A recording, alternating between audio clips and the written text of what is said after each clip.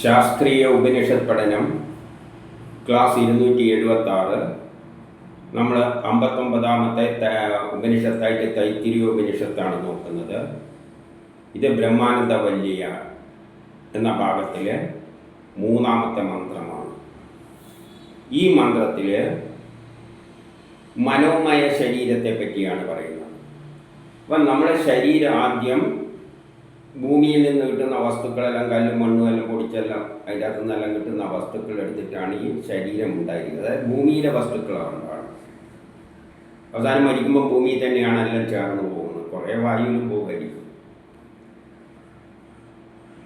അപ്പോൾ ഭൂമിയിലുള്ള വസ്തുക്കളെ കൊണ്ട് ശരീരം നിർമ്മിച്ചിട്ട് അതിൻ്റെ അകത്ത് മുഴുവൻ വീട് നിർമ്മിക്കുന്ന കല്ലുകൊണ്ട് വീട് നിർമ്മിച്ചിട്ട് അതിൽ മുഴുവൻ ടെലഫോൺ കമ്പിയും മറ്റേ കമ്പിയെല്ലാം ശരീരത്തിൽ നാട്ടിയതുപോലെ ശരീരത്തിൽ മുഴുവൻ അവയെ കൺട്രോൾ ചെയ്യാനുള്ള സിഗ്നൽ സിസ്റ്റം സഞ്ചരിക്കുന്ന നാഡികൾ, അതിൻ്റെ രൂപവും ഈ ശരീരത്തിൻ്റെ രൂപത്തും പോലെ തന്നെയാണ് അറേഞ്ച് ചെയ്തിരിക്കുന്നത്. എല്ലായിടത്തും ഉണ്ട്. ഇവിടെ അടക്കം നാഡി എത്തുന്നുണ്ട്, എല്ലായിടത്തും എത്തുന്നുണ്ട്. അപ്പോൾ ഈ ശരീരത്തിൻ്റെ അതേ രൂപം തന്നെയാണ്, രൂപത്തിലാണ് ആ നാഡികളും അറേഞ്ച് ചെയ്തിരിക്കുന്നത്. അതിലൂടെയാണ് സിഗ്നൽ സിസ്റ്റം സഞ്ചരിക്കുന്നത്. അതാണ് പ്രാണമയ കോശം. ഈ ശരീരത്തിൻ്റെ അകത്ത് പ്രാണമയ കോശമുണ്ട്. നമ്മൾ ഈ സ്കിന്നെല്ലാം എടുത്ത് കളഞ്ഞെന്ന് വെച്ചോളൂ. ആ നാഡി മാത്രം വെച്ചുകൊണ്ട് ഈ സ്കിന്ന് ഈ മാംസെല്ലാം എടുത്ത് കളഞ്ഞു കഴിഞ്ഞാൽ നമ്മൾ ഒരു നാഡി വിദഗ്ധൻ്റെ ഡോക്ടറുടെ ആശുപത്രിയിൽ ചെല്ലുമ്പോൾ അവിടെ നാഡിയുടെ പടയും ഇങ്ങനെ കിടക്കുന്ന മനുഷ്യരൂപത്തിൽ കുറേ വരകൾ, ഒരു വൈക്കോലോണ്ടുണ്ടാക്കിയ മനുഷ്യനെ പോലെ അത് കാണും. അതും ഒരു ശരീരരൂപം തന്നെയാണ്. അതുകൊണ്ടാണ് അതിനെന്ത് പറയുന്നത്, പ്രാണമയ കോശം എന്ന് പറയുന്നത്.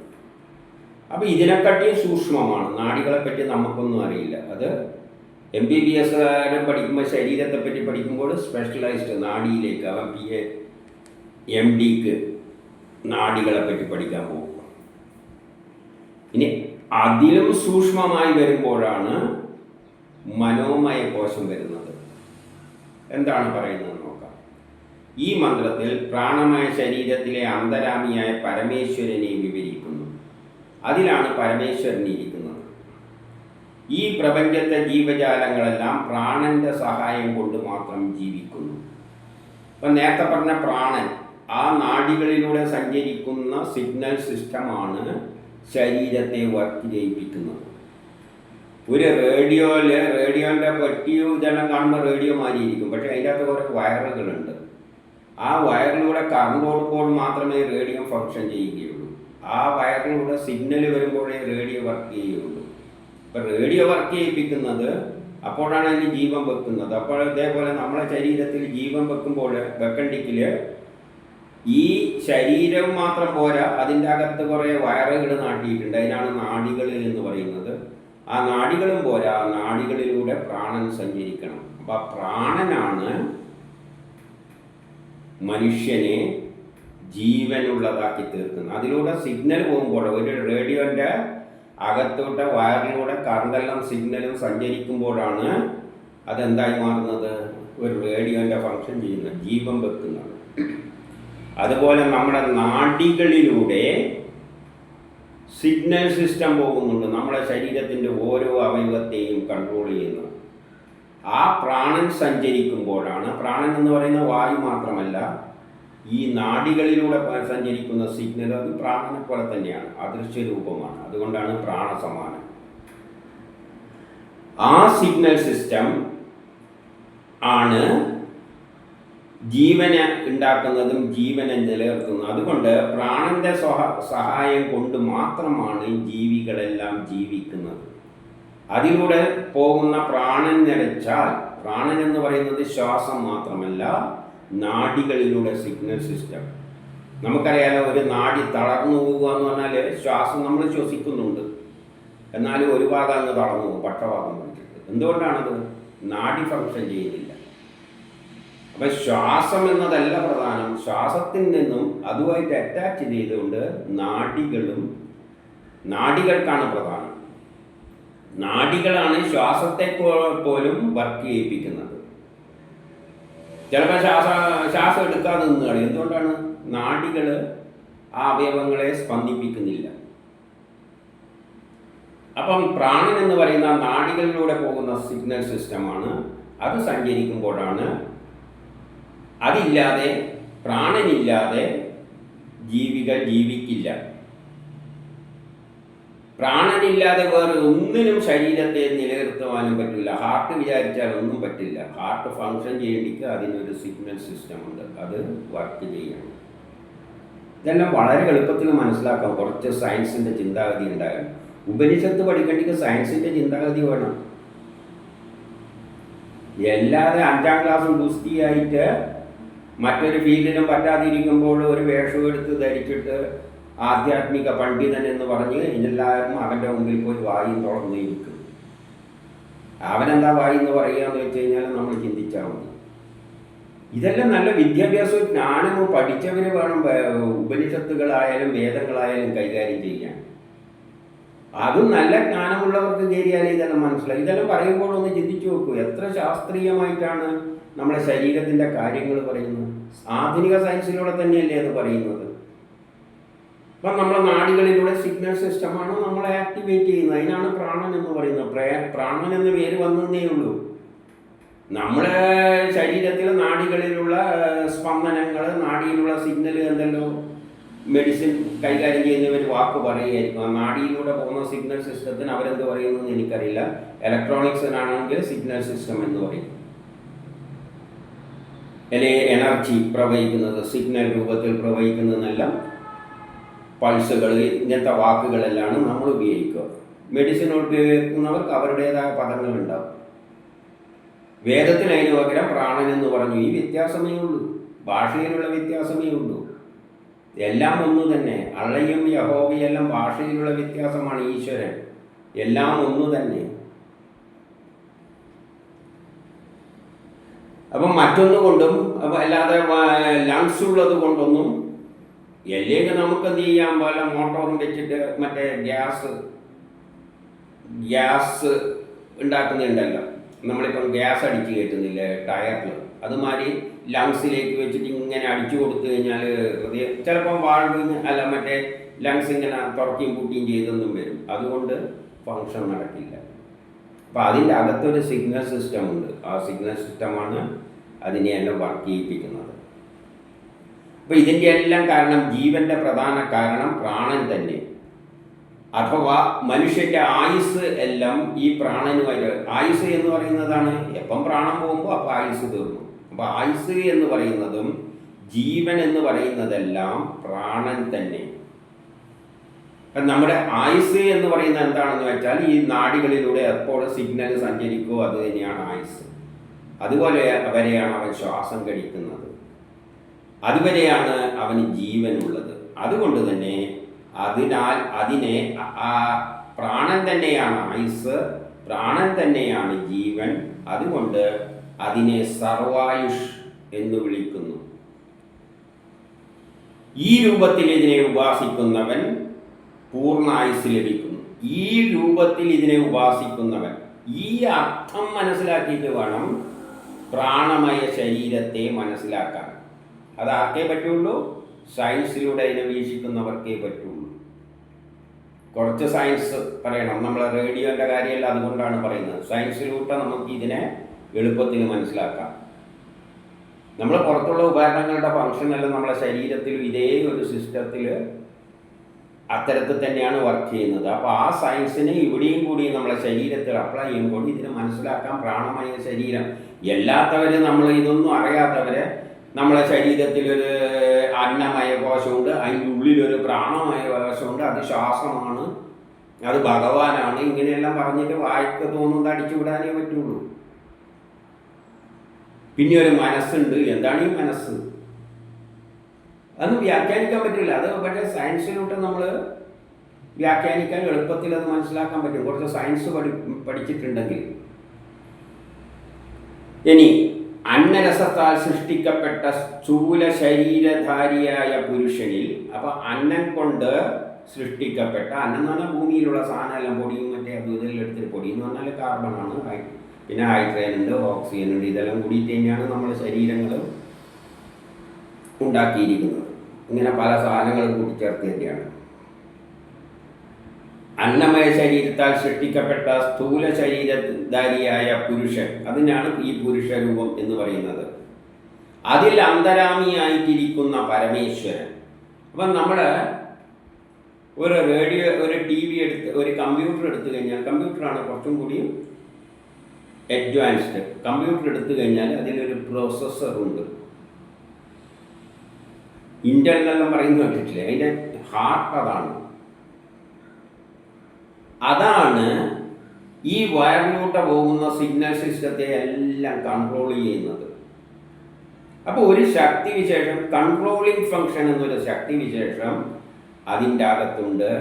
അതിനാണ് പരമേശ്വരൻ എന്ന് പറയുന്നത്. അപ്പം നമ്മളെ ശരീരത്തിലും ഈ നാഡികളിലൂടെ ഈ സിഗ്നലിനെയെല്ലാം ഓട്ടിച്ചിട്ട് ഓരോ അവയവത്തെയും ആക്ടിവേറ്റ് ചെയ്യുന്നതിൻ്റെ പിന്നിൽ പ്രവർത്തിക്കുന്ന ഒരു കൺട്രോളിങ് ശക്തിയുണ്ട്. അതിനാണ് പരമേശ്വരൻ എന്ന് പറയുന്നത്. അത് ഈ ശരീരം ആരാണോ സൃഷ്ടിച്ച അവരുടെ കൈമലാണ് കിടക്കുന്നത്.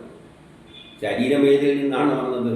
ബ്രഹ്മത്തിൽ നിന്നാണ് വന്നത്. ആ ബ്രഹ്മം തന്നെയാണ് അവിടെ പരമേശ്വരനായിട്ട് ആക്ട് ചെയ്യുന്നത്. ഒരു കമ്പ്യൂട്ടറിൽ അത് IC ചിപ്പിലാണെങ്കിൽ നമ്മുടെ നാഡീ സിസ്റ്റം എല്ലാം കേന്ദ്രീകരിച്ചിരിക്കുന്ന ഹൃദയത്തിലായതുകൊണ്ട് ഹൃദയത്തിലൂടെയാണ് ആ പരമേശ്വരൻ ആക്ട് ചെയ്യുന്നത്. അതുകൊണ്ടാണ് പരമേശ്വരൻ ഹൃദയത്തിലിരിക്കുന്നു എന്ന് പറയുന്നത്. അതാകട്ടെ ബാഹ്യത്തിലുള്ള ബ്രഹ്മം തന്നെയാണ്. അത് തന്നെയാണ് ജ്യോതിർഗോളങ്ങൾ. ആ ജ്യോതിർഗോളങ്ങളുടെ ചലനമനുസരിച്ച് സമയബന്ധിതമായിട്ടാണ് നമ്മുടെ ശരീരത്തെ മുന്നോട്ട് കൊണ്ടുപോകുന്നത്.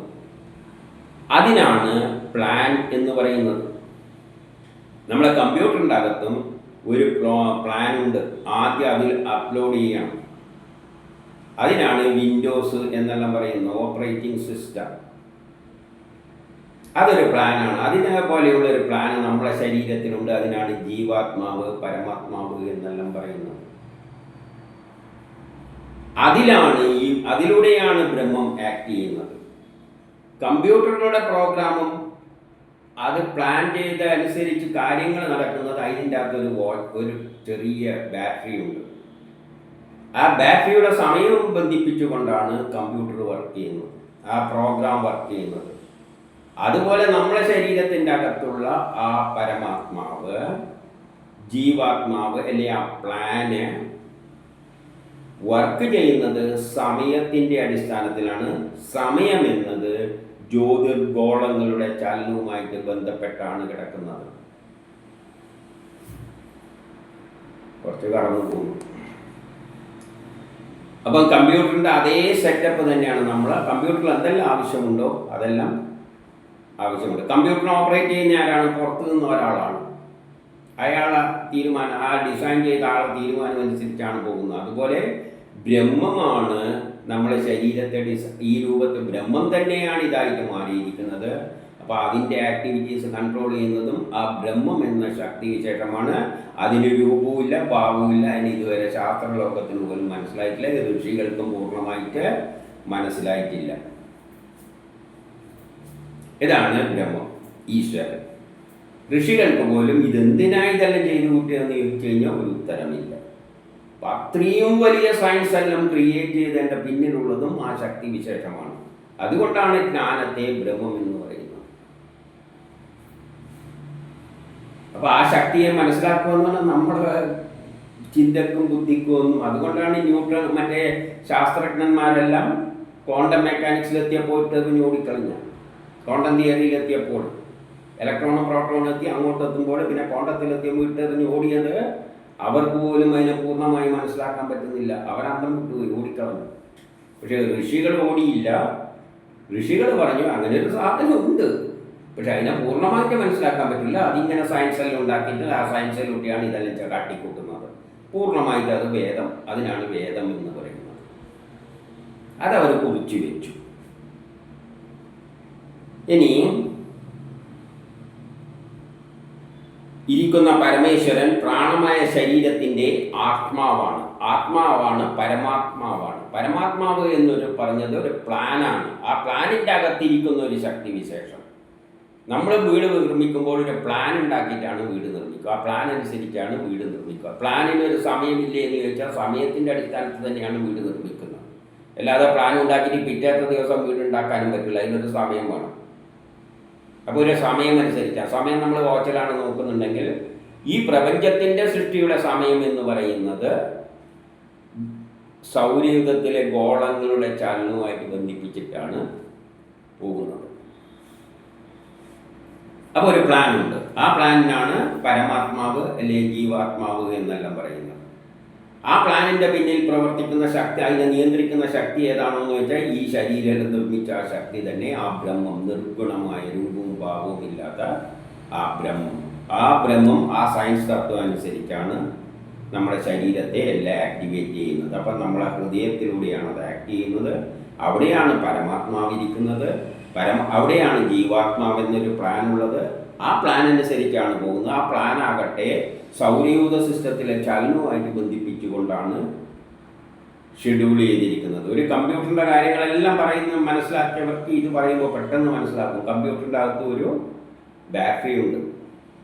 സമയം അതിനായിട്ട് ബന്ധിപ്പിച്ചുകൊണ്ടാണ് ആ കമ്പ്യൂട്ടറിൻ്റെ പ്ലാൻ നടക്കുന്നത്. ആ ബാറ്ററി പോയി കഴിഞ്ഞാൽ കമ്പ്യൂട്ടർ നിൽക്കും. അപ്പം സമയത്തിൽ അടിസ്ഥാനമായിട്ടാണ് എല്ലാം ഷെഡ്യൂൾ ചെയ്തിരിക്കുന്നത്. ഷെഡ്യൂൾ അത് തന്നെ സമയമായിട്ട് ബന്ധപ്പെട്ടതാണ്.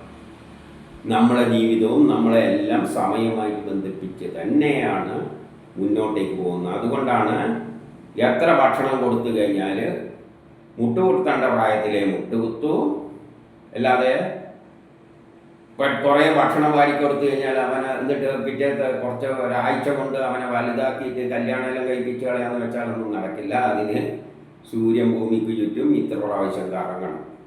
അതിനടുപ്പിച്ചുള്ള ദിവസങ്ങളിലേ സംഭവിക്കുകയുള്ളൂ. അപ്പോൾ എല്ലാം സമയം അടിസ്ഥാനമാക്കിയാണ് പ്ലാൻ ചെയ്തിരിക്കുന്നത്. ആ സമയമാകട്ടെ ഗ്രഹങ്ങളുടെ ചലനവുമായിട്ട്. അപ്പം നമ്മൾ ജ്യോതിഷത്തിലൂടെയൊക്കെയാണ് അടുത്ത് വരുന്നത്. അല്ല, ചിന്തിക്കാൻ കഴിവുള്ളവർ മനസ്സിലാക്കാൻ ശ്രമിക്കുക. പ്രപഞ്ച രഹസ്യം മനസ്സിലാക്കണ്ടെങ്കിൽ ചിന്തിക്കണം. ആ നിലയിൽ ചിന്തിച്ചു പോകണം. അല്ലാതെ ആദ്യം തന്നെ ഇതൊന്നുമില്ല, ഞാൻ എല്ലാം സ്വതന്ത്രമാണെന്ന് പറഞ്ഞു കഴിഞ്ഞാൽ തലയിലൊരു ചുക്കും കയറാൻ പോകുന്നില്ല. ഇനി രണ്ടാമത്തെ മന്ത്രത്തിൽ മനോമയ പുരുഷനെ വർണ്ണിക്കുന്നു. പ്രാണമയ പുരുഷനേക്കാൾ സൂക്ഷ്മമായ, അതിൽ നിന്നും ഭിന്നമായ ഒന്ന് അതിൻ്റെ ഉള്ളിൽ വസിക്കുന്നു. പ്രാണമയ ശരീരത്തിൻ്റെ, പ്രാണൻ എന്ന് പറഞ്ഞാൽ അപ്പം നാഡികളുടെ സിസ്റ്റം, നാഡികളിലൂടെ സഞ്ചരിക്കുന്ന സിഗ്നൽ സിസ്റ്റം. ഇല്ലെങ്കിൽ റേഡിയോയിലാണെങ്കിൽ അതിലൂടെ സഞ്ചരിക്കുന്ന വൈദ്യുതിയും സിഗ്നലും എല്ലാമാണ് ഒരു കമ്പ്യൂട്ടറിലാണെങ്കിൽ. പക്ഷേ അതിൻ്റെ എല്ലാം നെറ്റ് എഫക്റ്റായിട്ട് ആക്ട് ചെയ്യുന്ന ഒരു മനസ്സ് നമ്മളിൽ ഉണ്ടാകുന്നുണ്ട്. ഇതെല്ലാത്തിൻ്റെയും റിസൾട്ടായിട്ട് അതിനെ ഏകീകരിക്കുന്ന ഒരു മനസ്സ്. അതാണ് കമ്പ്യൂട്ടറിലൂടെ പ്രോസസ്സിംഗ് സിസ്റ്റം, പ്രോസസ്സർ. അതിൻ്റെ അകത്ത് മെമ്മറി ഉണ്ട്. സിഗ്നലുകളെല്ലാം സൂക്ഷിച്ചു വെക്കാനും മെമ്മറിയും ഇതിനെ അനലൈസ് ചെയ്യാനുള്ള ഒരു സിസ്റ്റമുണ്ട്. ആ സിസ്റ്റത്തിനെയാണ് മനസ്സ് എന്ന നമ്മളിൽ മനസ്സ് എന്ന് പറയുന്നത്. നമുക്കും ഒരു ബ്രെയിനുണ്ട്. കഴിഞ്ഞതിനെല്ലാം സൂക്ഷിച്ചു വെക്കാനുള്ള മെമ്മറി ഉണ്ട്. മെമ്മറി കാർഡെല്ലാം നമ്മളെ തലയിലുണ്ട്, ആവശ്യത്തിനുണ്ട്. കമ്പ്യൂട്ടറിൽ കുറച്ച് കുറവാണ്. ഇടക്കിടക്ക് നമ്മൾ വേറെ മെമ്മറി ആഡ് ചെയ്യേണ്ടി വരും. തലയിൽ ആവശ്യത്തിൽ കൂടുതൽ മെമ്മറി ഉണ്ടാക്കി വെച്ചിട്ടുണ്ട്. അപ്പം ഈ നാഡികളിലൂടെ വരുന്ന സിഗ്നൽ സിസ്റ്റത്തെ എല്ലാം ഏകീകരിപ്പിച്ച് ഒരു കമ്പ്യൂട്ടറിലാണെങ്കിൽ കീബോർഡെന്നും മൗസെന്നും എല്ലാം വരുന്ന സിഗ്നൽ, സ്പീക്കറിനും എല്ലാം നമ്മൾ മൈക്ക് വെച്ച് എല്ലാം പറയുമ്പോഴെല്ലാം അതിനെയെല്ലാം ഏകോപിപ്പിക്കുന്ന ഒരു സിസ്റ്റം, അതിൻ്റെ അകത്ത് ഒരു പ്രോസസ്സർ ഉള്ളതുപോലെ നമ്മൾ ഇതര സിഗ്നലെല്ലാം ഹൃദയത്തിൽ ഏകോപിപ്പിച്ചുകൊണ്ട് ഹൃദയത്തിൽ നിന്നും ഒരു ചില നാഡികൾ എവിടത്തേക്ക് പോകുന്നുണ്ട്, നമ്മളെ മെമ്മറിയിലേക്ക് പോകുന്നുണ്ട്, തലച്ചോറിലെ മെമ്മറിയിലേക്ക്. അതേപോലെ തന്നെ പ്രോസസ്സറിൽ അതിൻ്റെ അകത്ത് നിന്ന് മെമ്മറിയിലേക്ക് പോകുന്ന വയറുകളെല്ലാം ഉണ്ട്. മെമ്മറി കാർഡ് ആഡ് ചെയ്യുന്നു പറഞ്ഞു കേട്ടിട്ടില്ലേ? അപ്പം മെമ്മറി ആയിട്ട് അതിനെ ബന്ധിപ്പിക്കുന്നുണ്ട്. ഏത് പ്രോസസ്സർ. അതുപോലെ ഹൃദയത്തിൽ നിന്ന് നാഡികൾ ബുദ്ധിയുമെല്ലാമായി ബന്ധിപ്പിച്ചുകൊണ്ടുള്ള ഒരു സിസ്റ്റമാണ് നമ്മളിൽ മനസ്സ് എന്നൊരു വികാരം ഉണ്ടാക്കുന്നത്. അതാണ് മനോമയമായ കോശം. നമ്മുടെ മനസ്സ്, അതിൽ നിന്ന് ഉത്ഭവിച്ച ഒരു സിസ്റ്റം, അതെല്ലാം ആ പ്ലാൻ അനുസരിച്ചാണ് വരുന്നത്. അതിൻ്റെ അകത്തൊരു വിൻഡോസ് എല്ലാം ലോഡ് ചെയ്യുന്ന മാതിരി ഉണ്ടല്ലോ, അതേപോലെ നമ്മുടെ ഉള്ളിൽ ഒരു പ്ലാനുണ്ട്. ജീവാത്മാവെന്നൊരു പ്ലാനിൽ നിന്നാണ് ഇതിനെയെല്ലാം ഏകോപിപ്പിച്ചു കൊണ്ടുവരുന്ന ഒരു കൺട്രോളിങ് സിസ്റ്റം ഉണ്ട്. ആ കൺട്രോളിങ് സിസ്റ്റമാണ് മനസ്സായിട്ട് നമുക്ക് അനുഭവപ്പെടുന്നത്, മനുഷ്യന്. ആ മനസ്സ് എവിടെ കിടക്കുന്നു എന്ന് വെച്ചാൽ നാഡികളിലൂടെ സിഗ്നലിലൂടെയാണ് അത് ഫങ്ഷൻ ചെയ്യുന്നത് കൊണ്ട് മനസ്സെത്താത്ത സ്ഥലം നമ്മുടെ ശരീരത്തിലില്ല. നമുക്കിപ്പോൾ നമ്മളെ വിരലിൻ്റെ കാലിൻ്റെ അറ്റത്തുള്ള വിരലൊന്ന് ചലിപ്പിക്കണമെന്ന് മനസ്സ് തോന്നുമ്പോൾ അവിടെ ചലിക്കാൻ തുടങ്ങും. അതെന്താണ് ചെയ്യുന്നത്? ഒരു സിഗ്നൽ സിസ്റ്റം, വലിയൊരു ഇലക്ട്രോണിക് സർക്യൂട്ടാണ്. ഇതെല്ലാം എങ്ങനെയാണെന്ന് ചോദിച്ചു കഴിഞ്ഞാൽ ശരീരശാസ്ത്രമെല്ലാം പഠിച്ചിട്ട് ഞാൻ ഇലക്ട്രോണിക്സിനുള്ളിലാണ് പഠിച്ചത്. അല്ലാതെ ശരീരത്തിലെ സിസ്റ്റം എന്ന് പറയുന്നത് ഇലക്ട്രോ കെമിക്കൽ സിസ്റ്റം എന്തെല്ലോ ആണ്. അത് ഒരു ശരീരത്തിലെ ന്യൂമറോളജി എല്ലാം പഠിച്ചവരും മനഃശാസ്ത്രം എല്ലാം പഠിച്ചവരും എല്ലാം കൂടിയിട്ട് പഠിക്കുന്ന ഒരു വിഷയമാണ്. ചിന്തിക്കുമ്പോൾ ഏത് ഗ്രന്ഥി എന്ത് ഉൽപ്പാദിപ്പിക്കും, ആ ചിന്തക്കനുസരിച്ച് ഒരു സിഗ്നൽ സിസ്റ്റം എവിടെ പോകും, നമ്മളെ വിരലോട് ചലിക്കണം എന്ന് പറയുമ്പോൾ അത് ചലിപ്പിക്കും. അത് ഇലക്ട്രോണിക്സിൻ്റെ തന്നെ ഈ ശരീരത്തിൽ കയറി അപ്ലൈ ചെയ്യുക വേറൊരു രൂപത്തിലാണ്. അതുകൊണ്ട് അതിലേക്ക് എനിക്ക് കടക്കാൻ പറ്റില്ല. നേരെ മറിച്ച് നല്ലൊരു ന്യൂറോളജിസ്റ്റോ എന്താ എനിക്കറിയില്ല, ന്യൂറോളജിസ്റ്റാണോ, അതിന് മനഃശാസ്ത്രവും വരുന്നുണ്ടല്ലോ. അപ്പം മനഃശാസ്ത്രജ്ഞ ഇതെല്ലാം കൂടി ഒരു വിഭാഗം ഒരു നല്ലൊരു ശാസ്ത്രജ്ഞനുണ്ടെങ്കിൽ അയാൾ ഇതിനെ നല്ല ഭംഗിയിൽ വിവരിക്കും. എനിക്കത്ര വിവരിക്കാൻ പറ്റില്ല.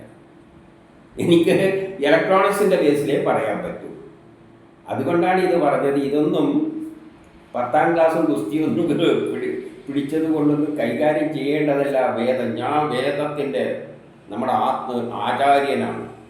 നമ്മുടെ സംസ്കാരത്തിൻ്റെ പുസ്തകയല്ല എന്നിലാണ് കിടക്കുന്നത്. ആകെ 5ാം ക്ലാസ്സും ഗുസ്തിയായിരിക്കും. എന്നിട്ടാണ് പറയുന്നത് ഞാനാണ് ഇതിൻ്റെ എല്ലാം കസ്റ്റോഡിയൻ.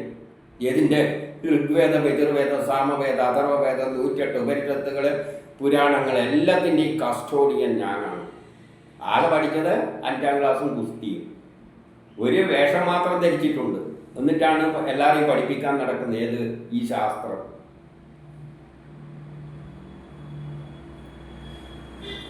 അതുകൊണ്ട് അപ്പോൾ ഈ ഹൃദയത്തിൽ നിന്നും മനസ്സുമായിട്ട് ബന്ധിപ്പിച്ചുകൊണ്ട് ഒരു സിസ്റ്റം ആക്ട് ചെയ്യുന്നുണ്ട്, ഇലക്ട്രോണിക് സിസ്റ്റം. ഇലക്ട്രോണിക്സ് എന്നേ എനിക്ക് പറയാൻ പറ്റുള്ളൂ. ഇലക്ട്രോണിക്സ് സാധാരണ ഇലക്ട്രോണിക്സ് ആണെങ്കിൽ വയറിലോട്ട് പോകുന്ന സിഗ്നലാണ്. ഇതിലെന്ന് പറഞ്ഞാൽ ഇലക്ട്രോ കെമിക്കൽ, പിന്നെ അതിൻ്റെ അകത്ത് അതിനെ കൺട്രോൾ ചെയ്യാൻ വേണ്ടിയിട്ടുള്ള ചില എൻസൈമുകളെല്ലാം ഗ്രന്ഥികൾ പ്രവർത്തിപ്പിക്കുന്നുണ്ട്. അപ്പം ഇതൊരു വലിയ അതിനെക്കാട്ടിയും വലിയൊരു കോംപ്ലിക്കേറ്റഡ് സിസ്റ്റമാണ്. അതെല്ലാം എങ്ങനെയാണ് ഇതിനെല്ലാം വ്യാഖ്യാനിക്കുക? ഓരോ വിഷയം വ്യാഖ്യാനിക്കണമെങ്കിൽ അതിൻ്റെ സ്പെഷ്യലിസ്റ്റ് വരേണ്ടി വരും. അതാണ് വേദത്തിൻ്റെ അവസ്ഥ. എന്നാലോചിച്ച് നോക്കുക. അതിനെയാണ് ഇവിടെ നമുക്ക് മനസ്സിലാകുന്ന തരത്തിൽ ചുരുക്കത്തിൽ പറഞ്ഞിരിക്കുന്നുണ്ട്. പക്ഷേ ആ ഫീൽഡിൽ വർക്ക് ചെയ്യുന്നവർക്ക് ഇതിനെ വളരെ നല്ല നിലയിൽ ഉൾക്കൊള്ളാൻ പറ്റും.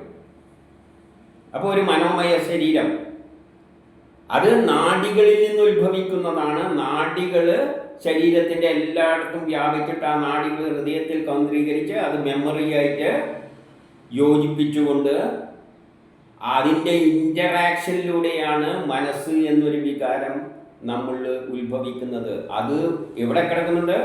നാഡികൾ എത്തുന്നിടത്തെല്ലാം അതിൻ്റെ കൺട്രോൾ ഉള്ളത് കൊണ്ട് ഈ മനോമയ ശരീരത്തിൻ്റെ രൂപവും ഈ പുരുഷൻ്റെ ആകൃതിയിൽ അത് വ്യാപിച്ച് കിടക്കുകയാണ് ആ മനോമയ ശരീരം.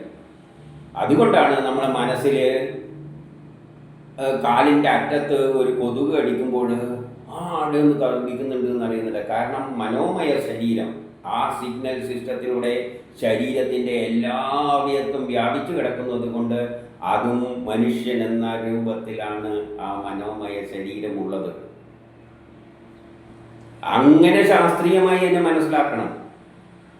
അല്ലാതെ നമ്മൾ ബാധിക്കും മനസ്സ് എന്തോ മനസ്സ് ഇതൊന്നും അല്ല മനസ്സ്. ഇതിൻ്റെ ഒരു ഇൻ്ററാക്ഷനിലൂടെയാണ്. ഹൃദയത്തിലെ നാഡിയും ബ്രെയിനും അത് കമ്പ്യൂട്ടറിലും ഉള്ളത് തന്നെയാണ്. കമ്പ്യൂട്ടറും അതിൻ്റെ മെമ്മറി ആയിട്ടുള്ള ഒരു ഇൻ്ററാക്ഷനിലൂടെയാണ് അത് എല്ലാറ്റിനെയും നിയന്ത്രിക്കുന്നത്. ആ പ്രോഗ്രാമിനാണ് വിൻഡോസ് എന്നെല്ലാം പറയുന്നതെങ്കിൽ ഇവിടെ അതിനെ ജീവാത്മാവ് എന്നൊരു പ്ലാനുമായിട്ട് ബന്ധിപ്പിച്ചിട്ടാണ് അതിൽ കിടക്കുന്നത്. ആ ജീവാത്മാവെന്ന പ്ലാൻ, ആ പ്ലാനിൻ്റെ ക്ലോക്ക് സിസ്റ്റം ആകട്ടെ പ്രപഞ്ചത്തിലെ സൗരയൂഥ സിസ്റ്റവുമെല്ലാമായിട്ട് ബന്ധപ്പെട്ട് കിടക്കുകയാണ്. അതിൻ്റെ പിന്നിൽ പ്രവർത്തിക്കുന്ന ശക്തിയാകട്ടെ ഈ പ്രപഞ്ചം മുഴുവൻ ഉണ്ടാക്കിയതിൻ്റെ പിന്നിൽ കിടക്കുന്ന ആ വ്യക്തിയാണ്, ആ ശക്തിവിശേഷമാണ്. ഒരു കമ്പ്യൂട്ടറിൻ്റെ ബ്രെയിൻ എന്ന് പറയുന്നത്, ആ ബ്രെയിൻ ഉണ്ടാക്കിയതാരാണ്? അതുണ്ടാക്കിയ കമ്പ്യൂട്ടർ വിദഗ്ധൻ, ഒരു എഞ്ചിനീയറോ സയൻറ്റിസ്റ്റോ എന്തോ ആയിരിക്കും അതിനെ ഡിസൈൻ ചെയ്തിരിക്കുന്നത്. അയാളുടെ ആ ബുദ്ധിക്കനുസരിച്ചാണ് അത് ആക്ട് ചെയ്യുന്നത്. അതിനുള്ള എല്ലാ പ്രോഗ്രാമുകളും ആക്ട് ചെയ്യുന്നത് അയാളുടെ ബുദ്ധിക്കനുസരിച്ചാണ്. അതുപോലെ നമ്മളാകുന്ന ഈ ശരീരത്തിൻ്റെ കമ്പ്യൂട്ടർ സിസ്റ്റത്തിലുള്ള ഇതിൻ്റെ അകത്തുള്ള പ്രോസസ്സറിലെ മനോമയ കോശത്തെ എല്ലാം ആക്ട് ചെയ്യുന്ന ഒരു പ്ലാനാണ്. ആ പ്ലാൻ ഉണ്ടാക്കിയിരിക്കുന്നത് തന്നെ ആരാണ്? പരമാത്മാവാണ്. ആരാണ് ഈ പ്രപഞ്ചം സൃഷ്ടിച്ചത്? അവനാണ് സയൻസിൻ്റെ അടിസ്ഥാനത്തിൽ ഇതിനെയെല്ലാം ഉള്ളിൽ കിടന്ന് നിയന്ത്രിക്കുന്നത്. അതിനാണ് പരമാത്മാവ് എന്ന് പറയുന്നത്. അത് മനുഷ്യനൊന്നുമല്ല.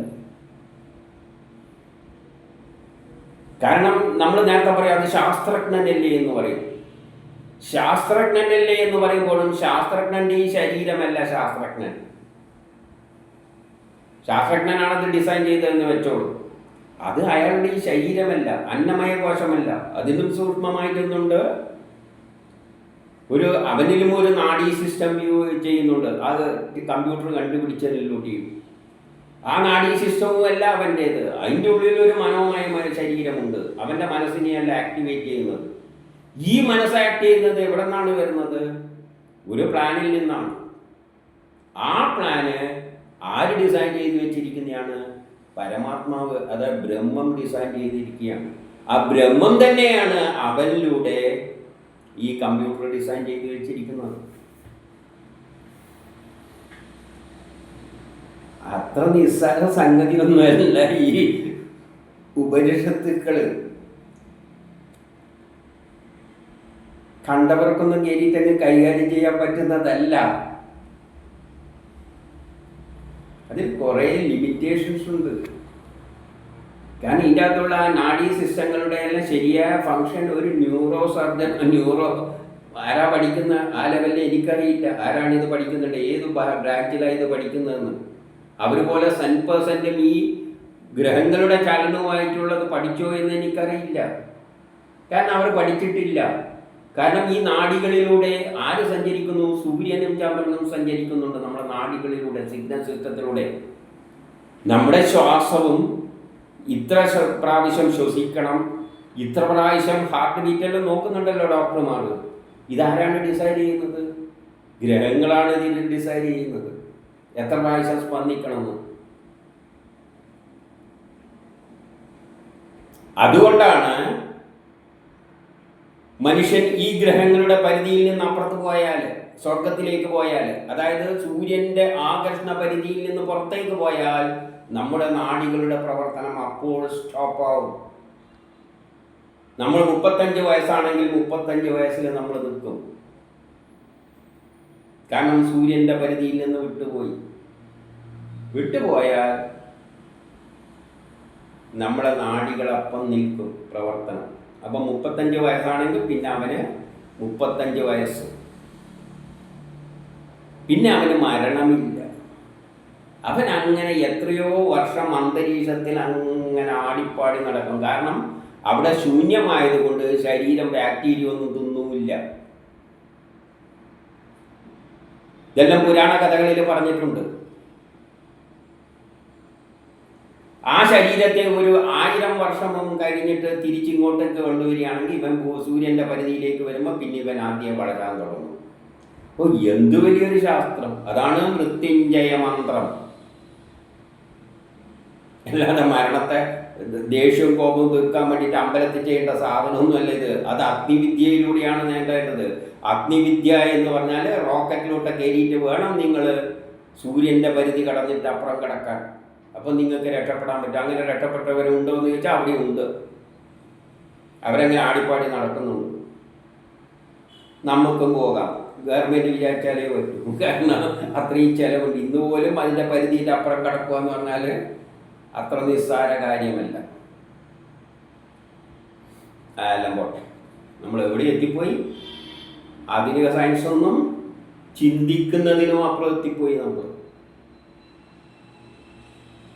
ഇതാണ് 5ാം ക്ലാസ്സും ഗുസ്തിയും കൊണ്ട് നമ്മൾക്കാണ് കുത്തക. വേദങ്ങളെല്ലാം നമ്മളെ കൺട്രോളിലാണ്. നമ്മളാണ് സനാതന ധർമ്മത്തിൻ്റെ ആൾക്കാർ.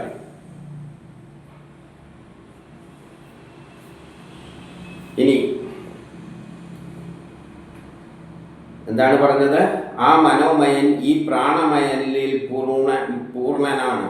അത് പ്രാണമയ ശരീരത്തിൽ സർവത്ര വ്യാപിച്ചിരിക്കുന്നു. ഈ മനസ്സ് എന്നത് ഈ ശരീരം മുഴുവൻ വ്യാപിച്ചതാണ്. അത് നാഡികളിലൂടെയുള്ള നെറ്റ് അനലൈസാണ് മനസ്സ്.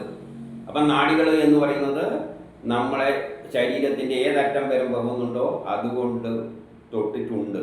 അതുകൊണ്ടാണ് നമ്മളെ മനസ്സിൽ അവിടെ ഒരു കൊതുക് അടിക്കുമ്പോഴേക്കും നമ്മളെ മനസ്സിൽ അറിയുന്നുണ്ട്, അനലൈസ് ചെയ്യാൻ പറ്റുന്നുണ്ട്.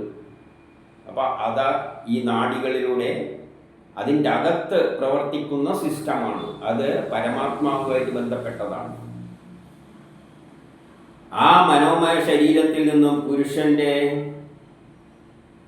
രൂപം തന്നെയാണ്, അതിന് പുരുഷന്റെ രൂപം തന്നെയാണുള്ളത്. അതിനെ പക്ഷിയുടെ രൂപത്തിൽ വിവരിക്കുകയാണ്. എല്ലാത്തെയും ഒരു പക്ഷിയായിട്ട് ചിത്രീകരിച്ചുകൊണ്ട് ഈ മനോമയ ശരീരത്തെയും ഒരു പക്ഷിയുടെ രൂപത്തിൽ വിവരിക്കുകയാണ്. എന്നിട്ട് മനോമയ പുരുഷന്റെ ശിരസ്, അതായത് പക്ഷിയുടെ ശിരസിന് സമാനം ഈ മനോമയ പുരുഷന്റെ ശിരസ് യജുർവേദമാകുന്നു. യജുർവേദം എന്താണ്? സയൻസ്. അപ്പം ഈ പ്ലാനിലും എല്ലാം കിടക്കുന്നത് എന്താണ്? സയൻസാണ് കിടക്കുന്നത്. ഒരു കമ്പ്യൂട്ടറിലെ വർക്ക് ചെയ്യുന്നതിൻ്റെ പിന്നിലുള്ള പ്രോഗ്രാം, ആത്മാവ് എന്ന് പറയുന്നത് സയൻസ് ആണെന്നാണ് പറയുന്നത്. അല്ലേ? സയൻസിലൂടെയല്ലേ ആ പ്രോഗ്രാം എഴുതി ഉണ്ടാക്കുന്നത്. ശാസ്ത്രങ്ങളെല്ലാം ചിന്തിച്ചുകൊണ്ട് ആ പ്രോഗ്രാം എഴുതിയിടുക. അപ്പോൾ ആ പക്ഷിയുടെ ശിരസ് യജുർവേദമാണ്. എന്താണ് യജുർവേദം? ഋഗ്വേദം, യജുർവേദം, സാമവേദം എന്ന് പറയുമ്പോൾ ഋഗ്വേദം പ്രപഞ്ചത്തെ മുഴുവൻ പറ്റിയുള്ള ഗ്രന്ഥമാണ്. സ്വർഗമെല്ലാം അടക്കമുള്ളത്. അതിലൊരു ഭാഗമാണ് ഭൂമി. അപ്പം ആ ഭൂമിയിലെ കാര്യം അതിനകത്തുണ്ട്. ഭൂമിക്കടിയിലുള്ള പാതാളത്തിൻ്റെ കാര്യം അതിനകത്തുണ്ട്. അതായത് എല്ലാം കൂടിയതാണ് ഋഗ്വേദം. യജുർവേദം എന്ന് പറയുന്നത് ഇതൊന്നും നമുക്ക് ആവശ്യമില്ല. നമുക്ക് ആകാശത്തിൽ ഇത്ര മരുത്തുക്കളുണ്ട് എന്ന് അറിഞ്ഞിട്ട് നമുക്കെന്താ കാര്യം? നമുക്ക് അതിൻ്റെ ഒന്നും ആവശ്യമില്ല. നമുക്ക് നമ്മളെ ഭൂമിയിലുള്ള കാര്യങ്ങൾ, ഭൂമിയിലുള്ള നമ്മളുമായിട്ട് ബന്ധപ്പെട്ടതാണ് യജുർവേദം. അതുകൊണ്ടാണ് യജുർവേദമാണ് ഇതിൻ്റെ തല. മനോമയ ശരീരത്തിൻ്റെ തല യജുർവേദമാണ്. പക്ഷിയുടെ തല എന്നത് മനോമയമായ ശരീരത്തിൻ്റെ തല യജുർവേദമാണ്. കാരണം ഭൂമിയിലുള്ള കാര്യങ്ങൾ മാത്രം അടങ്ങുന്ന സയൻസാണ് ആ തല കൈകാര്യം ചെയ്യുന്നത്. അപ്പം അതിൻ്റെ തല മനോമയ ശരീരം എന്ന പക്ഷിയുടെ തല യജുർവേദമാണ്. യജുർവേദം എന്ന് പറഞ്ഞാൽ നമ്മളെ ഭൂമിയിൽ മനുഷ്യർ കൈകാര്യം ചെയ്യുന്ന സയൻസ് എല്ലാമാണ് യജുർവേദത്തിൽ എഴുതിയിരിക്കുന്നത്. ആ സയൻസ് വെച്ചിട്ടാണ് ഈ തല വർക്ക് ചെയ്യുന്നത്, ഈ മനോമയ ശരീരം വർക്ക് ചെയ്യുന്നത്. ആ പക്ഷിയുടെ 2 ചിറകുകൾ ഇടതും വലതുമുള്ളത് ഋഗ്വേദവും സാമവേദവുമാണ്. ഋഗ്വേദം എന്ന് പറഞ്ഞാൽ ഭൂമിക്ക് മുകളിലുള്ള പ്രപഞ്ചത്തിൻ്റെ മുഴുവൻ എന്ന് പറഞ്ഞു കഴിഞ്ഞു. സാമവേദം എന്ന് പറഞ്ഞാൽ ഭൂമിക്കടിയിൽ എന്താണ്? മണ്ണും പൊടി ഇതല്ല. അതും ആറ്റങ്ങളെ കൊണ്ട് നിർമ്മിച്ചതാണ്, കുറേ ഗോളങ്ങളെ കൊണ്ട് നിർമ്മിച്ചാണ്. അതാണ് ശുദ്ധമായ കെമിസ്ട്രി. ഇപ്പം ശുദ്ധമായ കെമിസ്ട്രിയും പ്രപഞ്ചത്തിൻ്റെ ഘടനയൊന്നും ചിറകുകൾ മാത്രമാണ്. അതിലാണ് പറക്കുന്നത് പക്ഷി. കാരണം ഈ ഋഗ്വേദം തല വെച്ചിട്ട് നമ്മൾ ഉപയോഗിക്കുന്നുണ്ടെങ്കിലും അതിൻ്റെ പിന്നിലെല്ലാം എന്തുണ്ട്?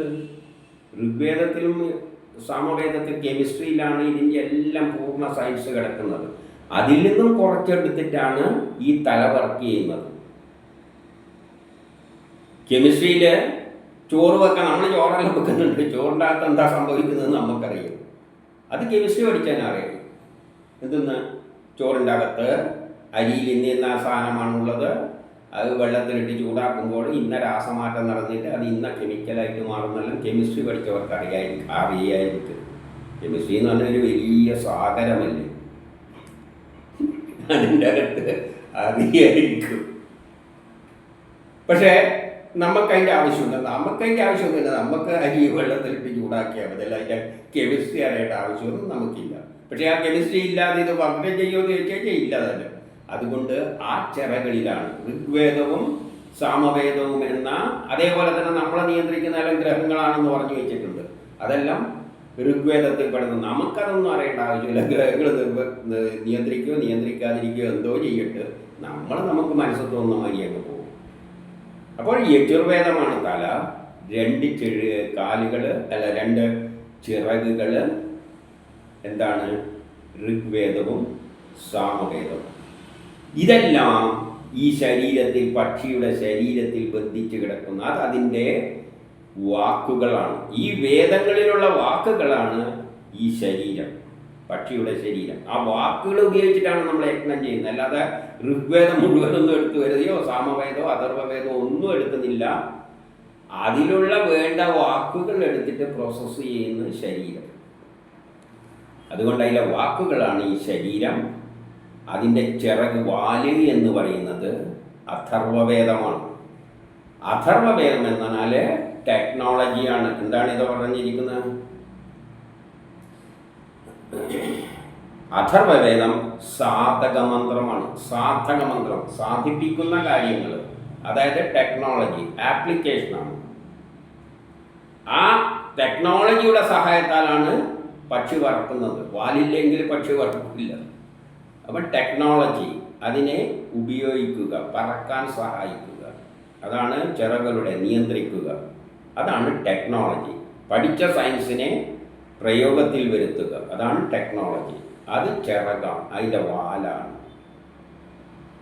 ഇത്രയുമാണ് മനോമയ ശരീരത്തിൻ്റെ. അപ്പോൾ ഈ മനോമയ ശരീരം എന്ന് പറയുമ്പോൾ മുഴുവൻ എന്താണ്? സയൻസാണ്. ശാസ്ത്രത്തിൻ്റെ അടിസ്ഥാനത്തിലാണ് ഈ ശരീരം പ്രോഗ്രാം ചെയ്ത് വെച്ചിരിക്കുന്നത്. ആ പ്രോഗ്രാം അനുസരിച്ചാണ് കമ്പ്യൂട്ടർ വർക്ക് ചെയ്യുന്നത്. ആരോ ഡിസൈൻ ചെയ്ത് വെച്ചു, അതാണ് വിൻഡോസ് എന്നെല്ലാം പറയുന്ന സാധനം. ഡിസൈൻ ചെയ്ത ഒരു പ്രോഗ്രാമിൽ വേണ്ടി ഉണ്ടാക്കും. ആ പ്രോഗ്രാമിലാണ് ഇതെല്ലാം. അത് മുഴുവൻ സയൻസാണ്.